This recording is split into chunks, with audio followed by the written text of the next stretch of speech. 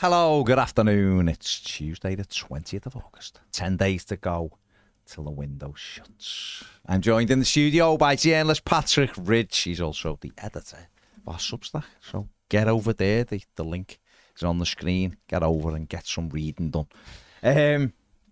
Pat, obviously, the opening day didn't go great for Everton Football Club. Everyone's played now. We're bottom. First game can change very quickly. But what did you make of the weekend? What did you make of Saturday? Just predictable is the word I've used. Okay. In the sense of, like, the first 15 minutes just felt like a lot of the home games from last season. In the sense of a decent start, but I was saying off camera, I don't think there was many exactly clear chances for Everton. Obviously, the ones that the offside, the Harrison goal that was offside, the McNeil chance was the big one that would have been offside. But when he misses that, and that kind of it felt like it always set the tone, and then João Pedro hits the post at the other end, 3-4 minutes later, and I don't know, it just felt after that 20 minutes initial where Everton were good, but it was more huff, like a bit of huff and puff, a lot of effort, some pressing to get the ball back, but lacking that, not even the clinical edge, just lacking that quality really, like whether to get into that final position. And then Minter started getting a bit more involved in it for Brighton, and as soon as that first goal went in, it did really feel like that's it again. I don't know, I just had that feeling, and maybe that's just a overly negative outlook to try and start the season with. And then I thought, well, am I wrong when we got the penalty? But then we know what happened with that, and just from there on in, it was a really disappointing performance in the second half. And I know you guys spoke to it, so I don't want to go over it in too much detail. But it starts with some selections for me from the manager, obviously not helped by injuries, and then just like I said, just felt like a predictable afternoon. In the end, it just didn't really feel like a shock. It felt like a continuation of that poor run, like in the middle of last season, really. Yeah, I mean, I thought they were there for the taking, I thought, in the opening. I don't think they were good at all. Well, no. not particularly good at all, no. I think it was only really, obviously, when we went down to 10 men that they took over. Then they did control it, and they could have scored. They got, another goal. They could have got 2 or 3 after that. But because I was sat there scratching my head at 2-0, thinking, are we 2-0 down this? Because they haven't really done anything, but for us, I mean, what did you make of the team selection? Because obviously, we spoke about it last week and named the team on Wednesday, I think. Yep. Which proved to be the team, because I think every Everton, or most Evertonians, would have named that team, gone, that's what he'll start with, to get all the new players and stuff. What do you make of this no Premier League experience? I think it's an easy get out that he's using, but it's so easy to poke holes in it. Yankuba Minteh, Everton wanted to sign him. And it might have been a deal of convenience with Calvert-Lewin, but people are saying, it's a player we missed out on. Look, think of the damage he could have done. It's like, well, based off Sean Dyche's comments, he wouldn't have been starting. Maybe shrub, wouldn't he? So it's just, I think he's trying to use it maybe as a way of deflecting from the team's performance. Maybe it's a way of like easing off. He's not putting too much pressure on the new signings, and from being kind. But at the same time, like I said, it's just easy to poke holes in it when you've been beaten by a manager who is essentially still a child. I mean, a year older than me, 31. He's got no Premier League experience. Yankuba Minteh's got no Premier League experience. This is a Brighton team that people have been making out like, they've got so much more quality than Everton. It's like, well, they've got 73-year-old James Milner in midfield. Pascal Gross was their best player last season. He's gone. Danny Welbeck still leads their line. I know I really like Danny Welbeck in that Brighton team, but and then you've been beaten by players who don't have Premier League experience. How do you get Premier League experience unless you play them? And okay, maybe they don't have Premier League experience, but Jake O'Brien has played for Lyon most of last season. Helped that it was essentially their defensive talisman when they got out of a really sticky situation from October onwards, and they ended up getting to the French Cup final. He scored in that game, getting into Europe. And then you've got Jesper Lindstrom, who's didn't play much for Napoli last season, but was playing in a Europa League winning team for Frankfurt, played against Real Madrid in the Super Cup, played all his second season in Frankfurt at a high level. and just when he says things like that, that to me opens him up for criticism.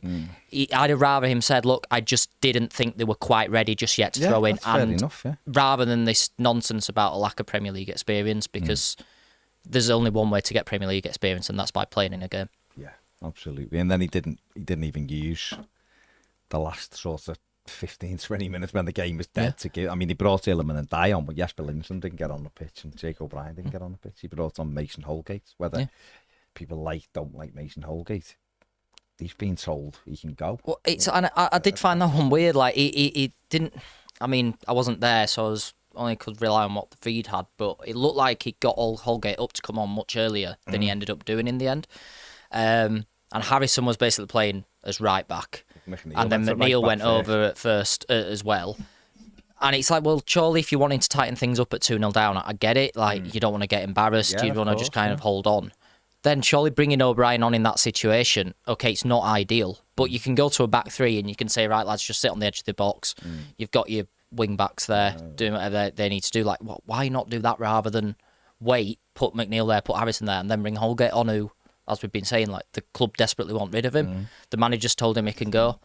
And we didn't gain anything from that substitution late on, did we? No. The fans got mad, the ones that were left. Holgate got grief. Brighton score because, like, literally 3 minutes later because he's at fault, and thankfully the Brighton player was about half a foot offside. And we don't learn anything from any of that. It's just a pointless exercise. So... yeah, I just missed opportunities, and for me, the bigger one is not starting O'Brien. I can understand the others, but even if O'Brien's maybe been struggling behind the scenes, we don't know that. No. But we have so much evidence about Michael Keane when he's in the side, about Everton's defence when Michael Keane is in the side. Because he didn't have a bad game. No. But it's just what it represents. You see, the problem I've got, Pat, with it all is that these are players who were going. Like Michael Keane, if Everton get any sort of bid for Michael Keane, they'll sell him. Yeah. The lad's got 10 months left on a contract. He ain't getting another one. If he does, it'd be a third of what he's on now, and I don't think he'll get one. Holgate, he wants out. He's in. Decore has got 10 months left. I'm not convinced he gets another contract. I don't know, but I'm not convinced. I'd be surprised if he's here at the end of the season. You know, we've still got Calvert-Lewin, who... no one knows what's happening with him. And obviously Neil Maupay was on the bench, and we'll talk about him in a minute. He's another one out of contract. 5 players out of contract. And 3 lads we've brought in. You know, one, Lindstrom saying he wants an impress so he can stay. He's only been here a few weeks. That's a great attitude to have. And we've got Ndai, who obviously wants to do well. Jake O'Brien's going to want to do well. And yet we're relying on lads we know we're actively... If we get a bid for... I'd argue if we get a bid for any of those 5, all of those 5, Everton will take it. If someone offers money for Calvert-Lewin, he's gone, in my opinion. I think the club will have they'll have a limit in mind with what they'll drop to Calvert-Lewin. But there will come a point like can you accept 15 million on deadline day? I'm not sure if you can't go and get a target. No. But if someone comes in with 20 million now, I think they probably have to cash in if he's if it's not progressed on that also. And I think Decore, I think if these links to Saudi, it's true, and they're monitoring them, and I think they're making a bid. He's 31. Do Everton go, no, we need to keep... And don't get me wrong, it's if you actually look at it in numbers, which you do, it's a risky strategy to get rid of Calvert-Lewin and Decore. You've got 14 goals. You know, out of the team, but Everton might be looking, going, but with that money, we can get this, and this, which will replace it. And do, I don't know, I'm just saying... But I just look at it from an economic perspective. Everton, those 5 players who we're sort of have got in our squad right now, might not even be here in 10 days. They may, and then 3 of them might, and Everton might go, well, we'll let them walk. Holgate, Keane and Maupay will be. You know what I mean? No, it's one of them, isn't it? Whereas, I just think you've got to try to get these lads in. And if the manager, you're right, if he'd have come out and said, listen, I just don't think they're ready right now, then no one can really argue with that. I mean, you can exactly. You can disagree with it, but he's the one who they have to make that judgment call. And this is I think the criticism of Sean Dyche in general. Like people on both sides, either if it's they hate everything he does or they'll defend everything to the hill that he does. It's like Sean Dyche has every right to make those judgment calls. He's the manager, but he lives and dies by them, by the same thing. And we're allowed as fans or media to question them. And it's like the Keane before, like the going back to the Keane thing. The big thing with that Keane O'Brien thing is we've all said if you're spending some of the little funds that we have, a small down payment, yes, which always helps with a deal like Leeds. I know for a fact Leeds want 15 million at least for Nonto up front. That's what they want. Yeah. Are Everton going to be able to pay that? I don't know. Unless Leeds budging it, are they now going to budge because they've just sold another player for 40 million? Who knows? But if you're dealing with French clubs, they're much more willing to take those small payments because they're happy for the drip feed, which is why we've had success buying from France in recent years. So if you're going to do that, but it's still 17 million you've got to consider, which I think is a good deal for O'Brien, but you've got to consider that down the line, your amortisation, everything, your wages coming in. You're going to do that instead of then, like you said earlier, putting it towards an attacker. It's like where are your priorities right now? And to me, I have no problem getting O'Brien in, but if you've brought him in, you've got as third choice as to develop. You've got to play him ahead of a guy who we know is just a walking mistake. Like again, we keep saying he didn't have a particularly bad game, but the entire defence had an awful game. And you know, I sent some numbers to you, didn't I? I've just got them here. But since the start of 22-23, so 2 years, which I think is a pretty fair sample size because it's where Keane kind of started to drop out of the team and come in sporadically. He's played 22 Premier League games. Everton have won 3 of those. They've lost 12 of them. They concede 2 goals per game on average with him in the side. That's up from 1.2 on average without him in the side. And that's in that sample size, that's a big difference. Yeah. He's just... And of course, that's not all Keane's fault. No, like it really isn't. But the team, like Dyche likes his stats, doesn't he? When he wants to, he'll say, you know, we're backed up by the metrics. Yeah. If you're looking at that, and if you're looking at the performances with Keane in the defence, you think we've had to go out and buy a centre back. Why are you then going back to the well with him? Why are you doing it when it's the perfect opportunity to set the tone for the new season as well? Like, you know, that's my argument. That's why I question Dyche, even if his thing is they haven't got Premier League experience. I'll point to we've got experience of Michael Keane in a Premier League side, and it's not good.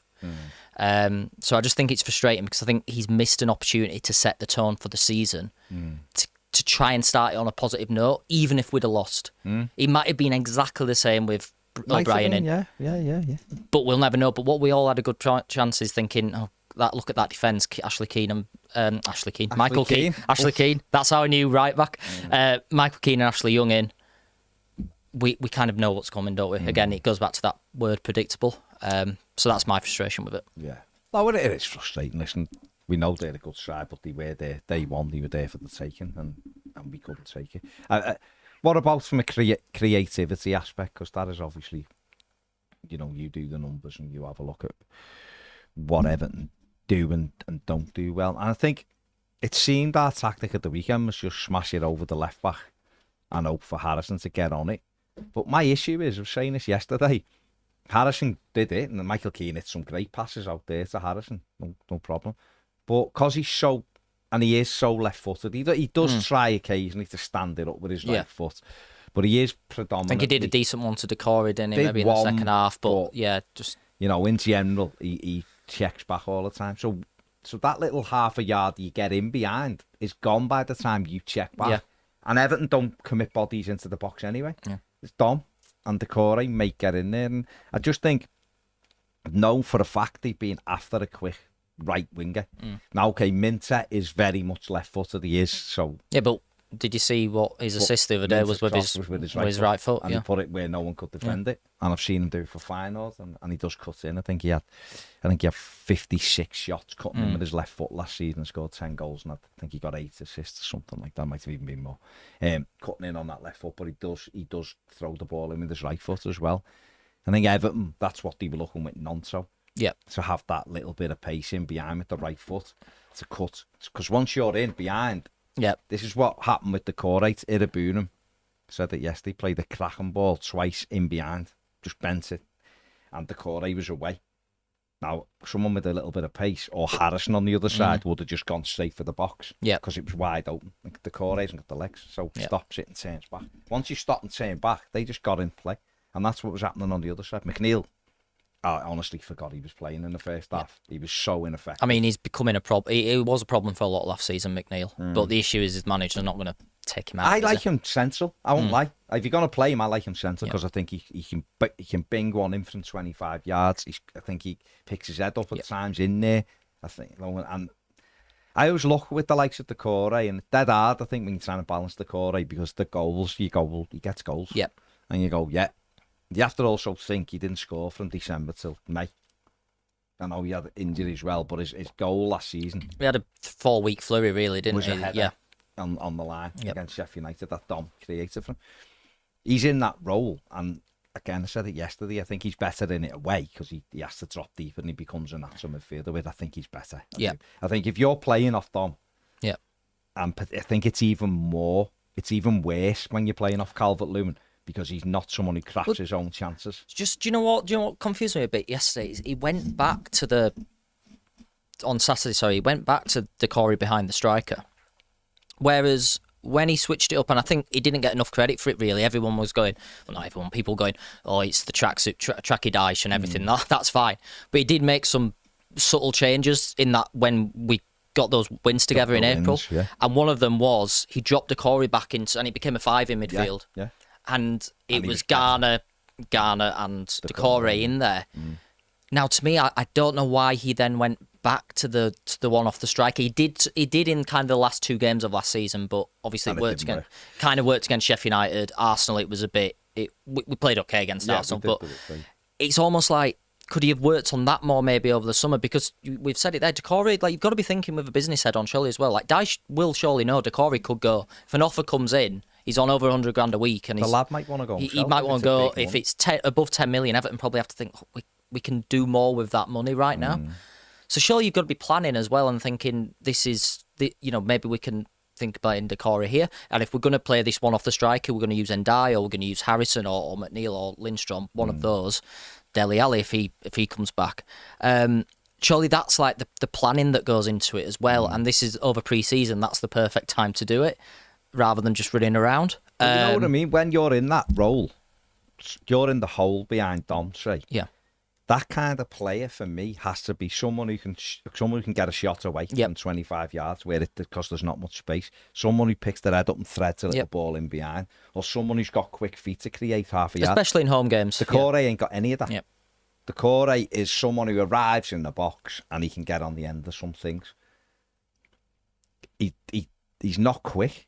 So we can't even play him almost up with Dom as like a striker who's going to spin. He's quick over 10 yards, isn't he? But then he hasn't got any stopping power. One in, exactly. Going behind, is he? So that's why I always think he's better coming from deeper anyway. And that's where, arguably, near the end of the season, some of his best games because he was dropped deep. And he was winning the ball back for us and then breaking the line. And there's obviously been Everton ideally wanted a central midfielder, but like my argument, you could probably, I think there's other needs in the squad more, fullback and winger. I think we need more than a central midfielder. We do need a central midfielder, but you can kind of combat that by thinking, well, we've brought in the attacking midfielders, so Decore now can be that central midfielder. He's not perfect, but you're trying to piece it together. You're trying to piece it together, exactly, and it feels like, oh no, we're just going to keep doing what we were doing for a lot of last season. And Lindstrom, if Everton had the ball, you touched on it before, all of the performances in Germany. If Everton would have bought him from Frankfurt, there'd have been a big song and dance about it because he was so highly rated and people were like, this player's great. Yeah, I remember, I think I spoke to him. I didn't really necessarily know much about him at the time, but I spoke to him in that Super Cup game after they played Madrid. He came into the mix zone, and like you can tell with a player sometimes as well. Like obviously, Scat Danish, so speaks brilliant English. He was very willing to like speak about what Frankfurt had done well, what Frankfurt had done badly. Like he was very self-critical of his own performance. I remember standing out. Like didn't make it to look excuses. He was like, he'd been up against helping trying to defend Vinicius Junior down that flank as well, and like dealing with that. And then I spoke to him again at the World Cup, and it was the same thing. I think he'd been up against Mbappe that time as well, so he didn't have much luck. But you can just almost tell that he seemed like that type of person who was very like thoughtful about the game and very self-critical, but also like you could tell he had a good tactical knowledge almost. You could think, and you just think that's that seems like a Dyche type player. If he played for Burnley, for example, at all, I think he'd have been in. Do you know what I mean? It feels like to not give him a chance first game of the season. Like it's about setting the tone, isn't it? It's just about giving the fans as well something to cling on to. Okay, we got beat, but we saw Lindstrom make his debut. We saw O'Brien come on for his debut. If you're not going to start him. By the time Ndai came on, what can he do with 10 men down? 10 men, and it was dead, wasn't it? Neil Maupay, there's stories about him. There's apparently a couple of clubs in for him. 2 or 3 clubs in for him. But Marseille have been the most forthcoming at the moment, it seems. Sorry, I heard a thing about Marseille before about their front 3. It's hilarious. Go on. No, I don't know if I can say it on here. Oh, okay. But put it this way, Mason Holgate's one of them, and the other one's a convicted wife beater. Mason Holgate. Mason Greenwood, Mason Holgate catching strays. I was thinking they're getting a double deal. Greenwood, yeah, and the other one's a convicted wife beater. Yeah, De Zerbi's really piecing together Jesus. some kind of super team. Weird, isn't it? But Maupay, Everton have rejected because it's a loan, and Everton would have to. So Everton are looking to extend his contract. Well, if they were to accept it, accept yeah. the to bid. accept it so they could sell him. So they could sell him. That's what it's for. I don't think it helps Everton other than his wages, aren't he? Don't it? Yeah. Oh well, I think so. That reading before is just before we came on air, wasn't it? That and Ornstein's very good for this kind of stuff, isn't it? His piece was that Everton rejected it because it was a loan with an option to buy. Obviously, that's not going to work because he's out of contract. So I mean, Marseille again. Marseille are probably trying to play it that if you're going to accept this Everton, you're going to have to give him a 1-year extension. Yeah. And Everton can't do that. Understandably, I don't think, because there's no guarantee if it's an option, is there? So Everton would be looking, if that's going to happen, they'd be looking for the loan and an obligation to buy, and then they would extend the contract, I imagine, because it's obviously written into the deal that he will be going anyway and they can get some money for it. Yeah. It's one of them that maybe if it's all that's on the table this time next week or next Friday, they have to take it. But if there's other clubs interested as well, it might be something that they can play off against each other. It'd be nice to get him out permanently, but I think realistically the best we can hope for will be a loan. It obviously gets on way in the window, or we have to drop our permanent, they ask for a permanent fee very low, to maybe 3-4 million, and maybe at the minute they want in a bit more than that to do it permanently. So maybe if they can get a small loan fee in, get his wages covered, and then the sale next then get the sale next summer, but they have to have it as an obligation. There's no point giving an option isn't any good. Well, no, because then it'd just be we'll just let him go out of contract, then just take him on loan. That's essentially all it is. Yeah. Whereas if you've got that obligation written in, you can extend his deal, but it's obviously also just to facilitate the sale in the end. So it's good that there's some interest, though, I guess, starting to surface, isn't it? Well, it will, won't it? With 10 days to go, he's played in the Premier League and scored goals. Even last season, he did. It's just Premier League experience. Well, it's just Everton. Yeah, it's Everton. He doesn't seem to score goals for, but I still think Leeds should have took him with Michael Keane. I think the pair of them would give them a chance in the Championship. I don't think either of them. I don't think Leeds are getting anywhere near. Desperate for Leeds to take him. I don't think they should have I honestly think a team at the top end of the Championship should take Maupay, get 20 goals. That's not Leeds' philosophy, though. Leeds buy players to sell to Brighton. Yeah. Any other South Coast club? Anybody but Everton. I thought you were trying to get up. To be fair to Leeds, though, they do have a good financial strategy. Buy young, fast players and then sell them on. No, it's good. It's good. Buy young, fast players, give them all a clause in the contract that they can go if they don't get promoted, apart from the one that Everton want. Yeah. They can give him one. They're not giving him anything. No. No one. Even Leeds would have a fish tank back in the car park before they took Maupay and Keane. Gets goals, though. What, the fish? No, Maupay should score goals in the Championship, I think. I think he will.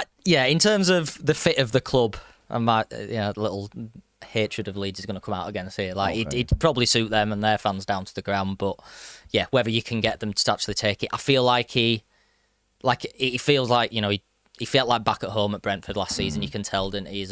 I know he's French, but he's brought up in London pretty much his footballing career as well. So, yeah, I mean, feels like it is going to be a case of, if it's anywhere we can get him, whether that's in the Premier League, whether that's Everton just want him off the books. Get him off the books, isn't it?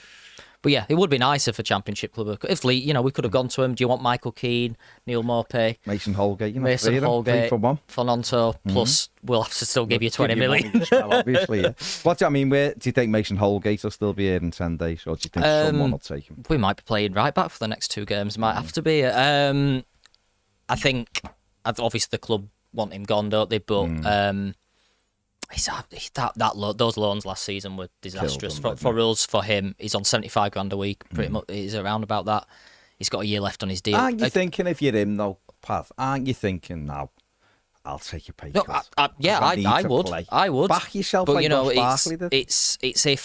it's if those other clubs are even interested in taking him at a reduced. He was so poor last season. I mean, there's been talk Sheffield United want him back, but I don't know why. I don't know why they would. But yeah, I mean, hopefully he's not here. I just think for him, it needs to be over now, doesn't it? And it's frustrating because he looked like there was something in there. He was going to be a good defender, but he's lost his way hugely in the last couple, in the last couple. And when he came through at Barnsley, they were more hopeful about him than they were Stones. Oh, okay. You do wonder, like, even if he stayed at Everton for another year, you do wonder in a year's time where he'd actually go. Like, who'd take him and what kind of... Because you genuinely, you'd be looking at him thinking he probably would go to a championship team or someone who got promoted, and he'd probably be on about 25 grand a week. And I say only, like it's a heartbreak. But he carries himself like a player he has in the past, like a player who deserves so much more. Like he's hanging on for that money. He's thinking 12 months time, mate, you could be one of those players that actually doesn't get a club. Yeah. There's no guarantees anymore. It happens a lot, doesn't it? I mean, you're looking around for a club. Yeah. Calvert-Lewin could be in that same situation next year. Next year you never know. Like I guess he would get someone if it did happen that he stayed out and played out on a free. But if he gets a bad injury, you never know. So I think for Holgate, the hope will be his agent is advising him like, maybe you do consider a cut. On the flip side, if you are going to consider that cut, you definitely wait until as late in the window as you need to do it. You might as well earn your 75 grand a week for a bit longer. I definitely would. If you've got the options there of saying you can still next week, you can go to a championship club or whoever. His agent might be saying to him, have you seen how thin this squad is? Well, yeah, his agent might be saying, you came on the other day, mate. You're probably going to be playing right back on Saturday because you've got Premier League experience. That's more the worrying thing, isn't it? But those things are mad, aren't they, for us? That we've got like Michael Keane, who's on 100 grand a week, whatever. He's on Holgate on 75 grand a week. Maupay won't be on Buttons, will he, in this contract that he signed, and Decore, we know, is on way over 100 grand a week. These players are okay. Decore plays, so he's a slightly different. Him and Calvert-Lewin are different because they play, but Keane and Holgate aren't playing, and Maupay isn't playing, and that is like if you throw them all together, it won't be as much as this, but it's definitely getting over 200 grand a week, and that's 800 grand a month that Everton could save by not having them. I remember 2 years ago when Delph and Player X left officially, and you're thinking, God, thank God we've got those wages off the books. But then you're like, you remember Gomez and Dele and everyone else, and then like that's felt the same this summer. They've gone, and then you're like, another one comes through that you'd forgotten about that's on 100 grand a week. It's like just a never. I do feel like this might be the last summer of those wages. If you look at it now, Michael Keane, like I said, I don't see him getting another contract at Everton. I just don't. No. And that money's gone. Holgate won't get another contract at Everton. That's that out the way. And Maupay will be gone. Maupay will be gone regardless. Decore, if he gets another contract, it won't be anywhere near what he's on now. And I don't think he will, because I think he'll just move on himself. So those big wages will disappear, and Everton have got to try to replace them numerically with a fraction of those wages. And I think this is why where I struggle right now with the way our football club is, obviously the ownership thing is an issue, but I was thinking about it. I took the dog out last night, and it was just, you have those moments when you're just thinking about where is the club, like what's it doing as a football club, and it literally is just like hand to mouth at the minute. I know things improve dramatically from next summer with the new ground. Match day revenue alone is up 30 odd million next summer, so that's huge for us, because that's, if you were just talking down payments, it is huge. But look, 4 players. We're kind of behind. Like, I'm not to be able to negative again. We don't know for sure, but we're still going to be playing catch up. It's like how much of that money are we going to then see for the squad? Yeah, but the catch up. No, but that money should be straight to the squad. Should be. The catch up is Everton are paying money. Of course, they're paying money out, but then you haven't factored in things like naming rights and all that are going to come and clear a lot of it. So they will be in a better, even the most depressing bloggers out there. Oh yeah, we're going to be in a better position. Will tell you that from next summer things get quite a lot better for Everton Football Club. And once you factor in a big £500,000 coming off the wages a week, it puts you in a totally different place. But this is the strategy again for me is really confusing, because the players you want to be bringing in are these players from Europe who don't want 100 grand. They might want 100 grand, but they don't get anywhere near it. You know, they're playing on these. You're seeing players at clubs who are doing really well, and the wages they're on like 30 grand a week or something because they've come from Austria or they've come from a lower league. The average, I think there was a study. Obviously you don't know how accurate this is because it must just be based off publicly available information or agents giving an overview. But they say that the average Premier League weekly wage now is hitting about 60-65 grand. The Bundesliga will be half of that. Liga will be half of that. You know, it tops. Last season when they were in the semi-final, their wage bill, and it's like they'd be about 12th in the Premier League for the wage bill. That was in a Champions League final. That's what. So, and some of their players were on big money, and others were on relative. You know, wouldn't we all love the buttons of 10 grand a week? Players are on.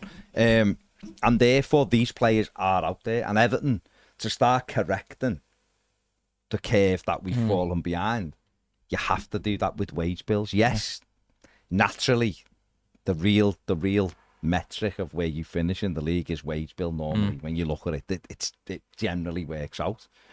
But teams like Brighton and Villa, Villa in the Championship 4 years ago in the Champions League. So it can be done with new owners. Yeah. It can be done. They had debt and things like that, and they restructured it. And again, yesterday, you're listening to people talking about Everton. In fact, when Sam Allardyce is saying Everton is a bargain, I can't understand how it hasn't been bought because it's going to be making 300 million a year and bang, bang, bang, bang, bang. This should be, that kind of thing. You can see a brighter future, but it's only a brighter future if someone grabs hold of it. Yeah, right now. And there's whatever it is, and we don't know whether it's Mashiri asking for too much, whether it's people being scared by something to do with 777, or just to be honest, just businessmen or business people going. Don't have to pay 200 million. Just going. Why would you pay 200 million if you don't make? Whether that's 200 million you can then spend on transfers or 200 million that you're just keeping in your back pocket. Like, fair enough. Like, I'm not. We can't really judge people like it's their money, they'll do what they want. They're probably looking at Mashiri and thinking, someone, it's a bargain. Exactly, for someone it's there. I do wonder, and I feel like while the Freaking Group talks were progressing, it was all ongoing before the news broke that they'd withdrawn for now. I'm not saying the club were acting recklessly or anything like that, but I do get a feeling that and I could be way off, but I do get a feeling that maybe the recruitment team were able to think, if this goes ahead, we can maybe plan ahead. They had some assurance, and that's when we started seeing they were really actively pushing the non-tour thing. They were actively looking for Philogene. Obviously, they were still being sensible, I'm sure. They were still acting to pre-planned budgets that they had. They weren't going to go and spend loads of money. But it just seems too much of a coincidence to me that as soon as that news broke, and let's face it, that everything was kind of like, right, we need now to put on hold. And I know people like Stefan Borson exactly the most popular, and I get why. I've had many discussions with him, but there is definitely something in it that Everton are now back to probably being able to only plan a month or two at a time. And they have to think, maybe we can't go and put this 5 million down on a player because we might need that 5 million to, for lack of a better term, I'm not saying we're going to keep the club running for October or November. Yeah, sure. Moshiri said he'll fund it if we need, but we know we can't trust him as far as we can throw him. So I do want. Obviously, we had the Texter thing last week. Nothing's really progressed from that. So whether it's his camp briefing that they're in exclusivity, I think John was saying the other day, like, why would you be in exclusivity with someone who right now can't buy the club? As far as, because he's not sold his shares in Palace. So David Ornstein, we're either in way off. With that, but Texter's clearly interested. He's clearly one of the interested parties. I do then wonder if we maybe hear something later this week or early next week about any progression on that or another takeover bid, whether that's someone else going into exclusivity, which would definitely rule Texter as being wrong, or something like that. Do we then start to see a bit more of a flurry? But my feeling is right now the club are just going to have to wait for outs because they can't gamble that. And that's fair. That's sensible. No, I think that's accurate. Seen that already because the goalkeeping situation. Yeah. What does that mean? Do you know what I mean? Are they trying to get rid of João Virginia? Well, yeah, like now if that's got a year left on his contract, it makes sense. It does, yeah. Get rid of him. You replace him with it. Pickford doesn't miss games. No. If you really just... I couldn't care less. Who cares? miss games of football. So if you bring in a guy who's already been around the club, he can be almost like a de facto third, like number 2. He's going to be the little coach, in yeah. ways. Well, he's got it apparently. That's what he's going to be doing. So Jal Virginia, you can get rid of Jal Virginia, get some money in from, get his wages off. Yeah. Get somebody in. I've got not. That's a creative way of looking at it. That's the kind of things they're going to be doing. The thing with Jal Virginia is as well for him. He's you keep taking he's 20. He's like 24. Oh no, I'm not just. I'm just saying, I know. I'm saying so for the lad as well. They're the kind of deals. He's not pushing Pickford, is he? It's something that if there was a takeover assurance, I don't think the club would even have to look at that. They could, if they wanted Begovic, that's fine. They can say he's coming in as the new Andy Lonergan. Yeah. I don't. And then I imagine Harry Tyler would be number 3 because they're trying to. And that kind of works anyway. Trying to get Billy Crellin along. You've got so that'll be your 3, and you've got England's number 1. You've got one of the best international goalkeepers in the world. I mean, that's just fact. I mean, you've got a very experienced. You've got a very experienced backup. So they're the kind of things they'll be doing. Yeah. But that has to be tempered with other stuff though, and that's what hasn't been happening. I mean, you can talk all day about Michael Keane, but the whole back 4 on Saturday was just off. Yeah. Yeah, I mean it too. He hasn't signed an exclusivity deal. No, he hasn't. And but I know the bobble. Trust me, he hasn't signed an exclusivity deal. But he might do, but it's not done yet. Look how nervous Tahi looked playing next to Michael Keane. That second goal comes out of those two players not having a relationship. Yep. That if that's a normal game and that's Branthwaite knows when to step up, or Tahi knows when to step up. You had Ashley Young to the right back position. You had Michalenko, an unfit Michalenko. He's not fit. You could tell there's no sharpness there. You know, the first goal proved that because he knows where to be. He's not lightning fast, but he knows where to stand. Yeah. This is a guy who's kept some of the fastest players in the Premier League quiet. And on the first day of the season against a kid who's never played in the Premier League before, shouldn't really be playing. It's not allowed. Can't deal with him. So he's not fit. And it all pays in, and that's the thing, isn't it? We've got to get those things sorted. I think next week, by the way, will be the next 10 days is going to be one of the maddest 10 days you've ever seen. Will be. Because I think, personally, a lot of people will look at that first weekend and go, well, there's not a lot in this. There's no one team in the Premier League from this weekend, maybe apart from us, that you look at and go, wow, they're terrible, or wow, they're amazing. There's a much of a muchness apart from maybe the top 2. Yeah. And I think there'll be so much action in the next 10 days in that transfer market. Liverpool are gonna go for someone, and we've got to be part of that. We've got to get involved. I think we will. And if that means selling, if that means doing something that might upset a couple of people, then that might be what he is forced into. But the other flip side is right, is that Sean Dyche and Kevin Felwell have got to start getting their head together when it comes to buying players. Because if I see another player sitting on the bench for a whole season who's taking up a loan space that someone else could have had, then what's the point? What is the point? And that to me is where the two of them, certainly in this next week, have got to go, what do we need, actually desperately need? What are the positions? I need a right back. Well, who are we looking at? We're looking, no, don't want him. I won't play him. Let's get those decisions made. Because otherwise... I mean, don't get me wrong. Seen Dan Juma's goal last night. It did make me laugh. It's funny. It doesn't really matter. But that whatever you think of Dan Juma, if he was taking up a loan spot that somebody else could have took last season, that could have been playing, they're the decisions that need to be sorted out. And it's the same. I'm not writing Lindstrom off by any means. He could come in and be the player that we desperately need. But if we get 10 months down the line and he's only been a bit part, and you go, we could have had that other kid from bloody Napoli that's gone to Ipswich. You know, well, that's the worry, isn't it? Because we've got the Dan Juma experience from last season, and he did start. When did he get banned in the 70s? Dan Juma experience. Yeah, the Dutch band. It is frustrating because I agree with the people last season. There's people who watched, and I watched Dan Juma a fair bit for Villarreal. As a loan from Europe for £2 million, he was as good as you were going to get. But the issue was always he doesn't really fit Sean Dyche's system. No. But this comes back to Sean Dyche's wingers. The two wingers that do fit Sean Dyche, I think we've got, and that's Jack Harrison and Dwight McNeil. And it's like the run of the mill. They'll work hard every day. They'll give their all. they're lacking that quality. And the Harrison, who's playing on the right, has always been better on the left. So that's I think Ped's absolutely right. That's the worry, that we're going to see someone like a Lindstrom. And this is what I mean about setting the tone on Saturday. Even just giving him, saying, you are going to give this guy the minutes. I'm sure he'll play against Doncaster in the Cup. But then if he does well, we're just going to see McNeil and Harrison back for Bournemouth a few days later. Like, that's the concern. That's where that season starts against Doncaster. Always That's is. always where it starts. It's just a shame it's not But away. the thing about it, whether you like Dyche or you don't like Dyche, he's our manager. Yeah. You've got to let him manage. Yeah.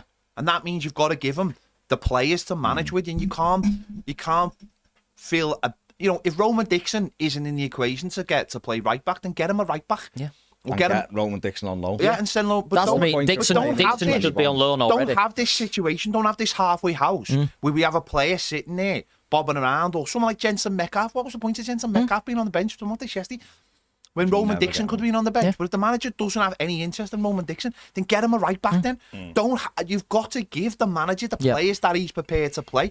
Don't have this way. Kevin Felber can sit there and play Football Manager all he wants and these signings look smart. But if the manager isn't going to play them, then get the players he will. Because in the next 10 days, they're the kind of decisions that managers of clubs of other teams will be looking at, won't they? You've bought me this player, I've had a look at him, yeah, he looks all right. Now we need the players I actually need. Yeah. What do I actually need? I've had a little look in pre-season. I've had a couple of games Premier League-wise. I've assessed the fitness. What do I actually need? Yeah. And they're the decisions Everton have got to start making. I think it's all like, Newcastle like Dom. We all know that Howe wants Dom. But they've got to get if you start to see some movement on Callum Wilson. You want him out. I mean, can Callum Wilson move, as in physically move? That's another question altogether. Can he move enough to move? But if we could see that, and look, I'd hate to see Dom go in the sense of I still think for a Sean Dyche team, the way that he just wants to ping balls at a striker is about as good as you'll get that Everton can realistically afford. It doesn't mean he's irreplaceable. And because of the contract situation, we've got to try and do some. That's some all it manoeuvring. is. Without it's the nothing contract personal for me with Dom. You wouldn't be selling him, would you? No, and I know he doesn't. I know the situation lends itself to the other day being: is he really arsed? Did he have a bad attitude? All that. I still point out that 50-50 to me, that was still a penalty. I don't think that hit the bar to get overturned. He wins that. He won. Yeah, he was frustrating with his offside, and I get that can come across as a lack of effort or a lack of tactical intelligence, whatever you want to put it. But again, all we really did was ping balls at his head, and he won a lot of them. And then he's flicking it to Decore who's offside, or Decore who's not in 10 yards of him. And again, this comes down to the management of like what tactics are we trying to play? Why in pre-season weren't we playing Beto more and thinking of another way that gets the best out of Beto, if there is a way that gets the best out of Beto? So it's just we are going to have to make those brave decisions in a way, aren't we? Whether that's with to me, I look at it and Dom's really the only sellable asset that we can get the money in, that we can then think this is going to be enough money to do what we need to do. Decore is another one, just mainly because of the wages. But again, can you afford to lose both your top scorers from last season in 1 week? And then I don't think we. I mean, the club will if 75 million comes in or 70 million, but can you really sell Branthwaite I don't think right now? He's the only one I think that is untouchable. But if a club offers 70 million, you've got to take it. But then they'll take This it. goes back to what you were saying before. Clearly, there was an idea before the first window shut this summer that Everton were in a much healthier position and didn't have to make those decisions. And we've been caught, haven't we? Well, that's because they thought the freak and stuff was going to. Well, that's what I'm saying. I don't think we need to sell. No. But what I mean is, we can't improve without selling. That's what I'm saying. If we'd been forced into a position where we had to sell, then things might look a little bit different. But we weren't. We thought things were going to be. We knew we had an Arna. We knew we had an Arna going as well. Well, we've been caught out, ironically, by our own positivity. For once, you know, when everyone's saving us doom, we were like, no, this is going to be all right. And we've been actually... And what...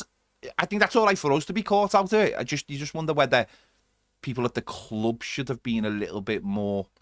Well, shit. Maybe they were like, because I can't look. Even the business that they were doing before, it's not like anything was done and dusted. But I look at the Philogene thing. They definitely wanted Philogene in terms of him being a target, but they had a limit for what they wanted to go to. Minter first. Yeah, and I still think with the Minter thing, it was that deal of a really good deal of convenience as well. It solves an issue that Everton need. It also brings money in for PSR, gets us that winger, and at the same time, we then have the rest of the window to get a striker. We were discussing nonsense. In June. They thought they were getting the both. Yeah, yeah. They thought exactly. they were getting Nonso both, and Linton. and then it's gone And to then obviously Lindstrom. They've got neither of them. Yeah. So it does just feel like that freaking thing came, and it was like, right, we need to put the brakes on stuff now. Rug pulled. And I think with the Onana thing, it's why, like, even this thing about the PSR stuff that's still overhanging, whether Everton end up getting done for that or not, or without going into the details of it, or whether they're fine with it, I think the Onana sale means whatever will be fine for last year's accounts. Because if they need to, they'll go, we had this deal lined up. We couldn't. No, I know, but if they need to, they'll go, look, Onana, he went in July, but based off all that stuff that I read last year, they would accept it as a thing if we can prove we were always going to sell it. I don't think so. I think they're clear with PSR. So I think we're sorted with that, but it does then come to that thing of we now can't use that money to go out and spend because we've had to use that money to just we might have it. We might have 10-15 million there of it ready to go, but it's like we can't push on it because we don't know. Yeah, without assurances. So that was my big hope. I really wanted to see some progress again on the takeover thing before the window shuts, and we might get it tomorrow, and we might have a mad flurry of we can go out and spend that money without selling. But until that happens, it's going to be a busy one though, isn't it? Yeah, I mean it too. I know exactly what Bobble tweeted. Talking to Mick yesterday, I know exactly what he tweeted. He tweeted what David Ornstein tweeted, but there's no exclusivity period signed between John Sexton. The club would have had to have announced it. You can't. Yeah, you can't. No, the shareholders wouldn't. There isn't. Farhad Moshiri doesn't want to sign. This is a club line. Doesn't want to sign any period of exclusivity with anybody until the money is on the table, because it stops other people coming in. So that clearly came from John Textor's side. Oh, John Textor, yeah. But John Textor He's can't in do touch anything with till he sells. He can't do anything. He can't do anything till he sells. It's Palace. Cheers. He just can't. By the rules of the Premier League, he just can't do anything. So I mean, we could. Moshiri could say, yeah. I mean, I'll give you exclusivity, but it'd be mental. And I mean, even for him, it'd be mad, because there's no guarantee that. Why would you give exclusivity to someone who there's no guarantee without selling something else they can get it? Yeah. Like in theory, when he signed exclusivity with 777, in theory 777 could have got that deal done. They could have done. They turned out they couldn't because they were a complete group of cowboys, but they could have done in theory. They weren't having to sell anything else to get to buyers. With Textor, it's completely different. They didn't own anything. They didn't own anything to sell, yeah. And Chris Hackett, Everton wouldn't go down without Jordan Pickford, mate. Got as many points as your boys last year. But there you go. Yeah, we'll see. Listen, we'll see what happens. It's 10 days to go, and I'm sure Everton will get better. Saturday, like we said, the penalty goes 1-1. I actually think Everton win the game. I mean, the crowd and the way Brighton just weren't playing very well. I think they were a little bit concerned themselves. I think it would have given Everton a big boost from it. But Brighton showed what a good team they were when they were 2-0 up. And that's what you have to do. You have to. I was listening to De Zerbi on some coaching thing, and it was just, I thought it was dead interesting. He was like, why would I play long balls up to a striker when that means at best it's 50-50? He said, I'm not a betting man. I don't like to bet. Therefore, I won't play long balls. And I just thought, you know what? Yeah, long passes are fine, aren't they? But just smashing long balls up, the way we're set up doesn't work, and I think that's where the manager and the coaches have got to come up with a little bit of a different way. And just touching on I think the first 15-20 minutes on Saturday, genuinely, I do think Everton played well. They started well. They did a mix of that, but it's after that initial flurry we run out of ideas, and it's when teams settle. And if we don't get that goal in that first 20 minutes, the problem is, Pat, me and Paul were talking about it yesterday, that Everton still haven't won a game at Goodison, and the opposition have scored since Palace, yeah. And that, when you look at it like that, you see the big issue. A goal goes in, it's over. Yeah. Because what I used to love about David Moyes' team, right? The David Moyes is Everton team. I know a lot's gone in the past, but even with limited resources at times, he created a situation at Goodison where we were always on the attack. We might have had 35% possession, but we always went and threw everything at the opposition. Yeah. Right? And I don't think Sean Dyche has been able to do that. Like on Saturday, 2-0 down with Moyes, we'd have still been flying. He'd have kept the back door shut. Yeah. But he would have sort of gone what would we have? Something like 4-3-2. Yeah. So he would have lost a bit of width, but gone on with Don and got someone by him and said to them, get up there, because you've got to go with them. And Goodison, that's your biggest asset. I've said before, I have no problem with Sean Dyche going to 19 away grounds and playing 10 at the back and boring the life. The irony is we don't do that. We do press quite high. Like I did a piece for the analysts last week, and we were like I think there's a thing that analysts do, where the Opta guys do, where they can measure the average of how far your attacks start from your own goal. Yeah. Everton are like the 6th highest team last season in the league. We do get on the front foot. It's just a way it does work well because the onus isn't on us. Yeah. So we can almost spring teams. But at home, we I mean, saying that, our away form did drop off at the end of last season. The home form picked up. We didn't win an away game after a bit.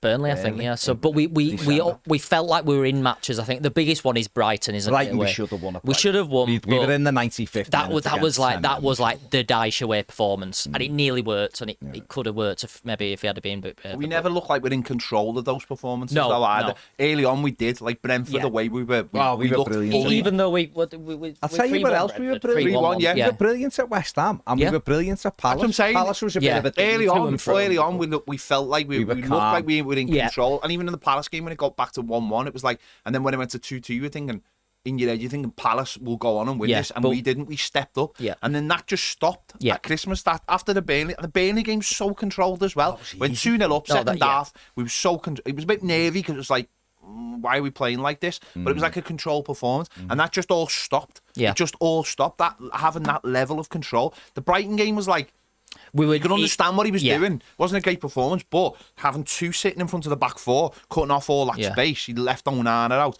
and just said, you two just guard my back four. And it was going to work till a stupid goal that we give away. You say, I mean, and even in that, like, I think Garner went off at half-time injured in that game, didn't he? And Arne came on. Brighton away. Brighton, yeah. Idrissa Gueye went off injured and Arne came on. Just after half-time. We started to get on the ball a bit because that's what Onana brought. He wins that. We weren't great, but then, we just, again, sat off. But in that, Beto missed 2 good chances and so did... Decore hit the bar, did he, with that volley? Off the line, it was cleared off the line. And someone missed a great chance, even with about we missed one at 1-0. We missed one with 1-0. And it was a chance to kill the game. He had the header, which... But they went down to 10 men, don't forget as well. But it was that. But the fact was, though, when we were controlled, we were set up, we were in control. Stupid enough, bringing Onana on and going down to 10 men, they're the things that have disrupted this that day. The 10 men. Because actually Onana's starting to get on the ball, and we're like, we don't want to be on the ball today. And also because they're playing with a bit more freedom. That first half that day, though, they battered. They did, but they battered us in that like in a controlled manner, like almost like rope-a-dope. You can throw as many punches as you want, but we've got the control. And that's why he didn't like Onana. It's why he sold Onana. Or not why he sold him, but it's why he didn't play him. Because actually Onana getting on the ball didn't fit in with what he wanted of that. Sit 2 in front of the back four, and then it's like, well, break us down then. Where Onana wants to get on the ball. And if he plays that occasional bad pass, that opens the back door, doesn't it?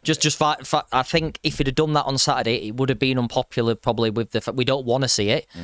But would we have been more likely to get a positive result? Because you have got Keane in the team. You should, with Keane and Tarkowski at the back, to me, you shouldn't be playing more than 10 yards away from your box as a general line.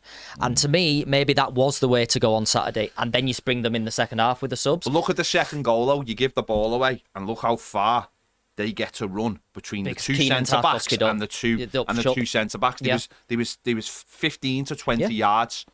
And that, it has to be a team thing, doesn't it?